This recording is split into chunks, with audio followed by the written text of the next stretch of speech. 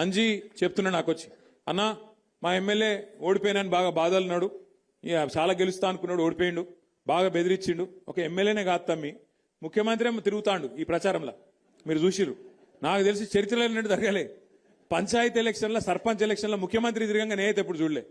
విజయోత్సవాల పేరిట ఏది 2 సంవత్సరాలు నిండినాయి, మేమేదో గొప్పగా నడిపినాం అని చెప్పి విజయోత్సవాల పేరు మీద జిల్లా జిల్లా తిరిగి ముఖ్యమంత్రి గారు కూడా పరోక్షంగా సర్పంచ్ ఎన్నికల్లో ప్రచారం చేశారు.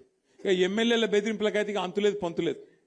గెలిపియపోతే చూస్తున్నారు మీరు, ఎమ్మెల్యేలు స్పీచ్లే ఇస్తాను ఓపెన్గా, ఇండ్లియా నా ఇంటి ముంగటికి వస్తే మెడల్ పట్టి నూకుతా అని చెప్పి వాళ్ళు మాట్లాడుతూ ఉన్నారు. అట్లా బెదిరించింది. ఇక కొన్ని దగ్గరలో అయితే ఇంకా అన్యాయం. నిన్న నేను సూర్యాపేట జిల్లాకు పోయినా, నల్గొండ జిల్లాకు పోయినా, అక్కడైతే అన్యాయం. ఒక సోదరుడు మల్లయ్య యాదవ్ గారని ఆయన మీద దాడి చేసి కిరాతకంగా హత్య చేసి చంపేసిండ్రు.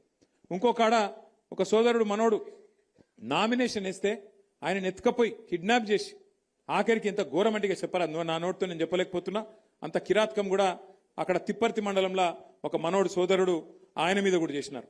ఇంకో దగ్గరనైతే గెలిచినాక ఓట్లు వేసినాక, గెలిచినాక కాదు, ఓట్లు వేసినాక మన ఓట్లు కావాలని తీసేసి తీసుకుపోయి మోరిలో వారేసిండ్రు.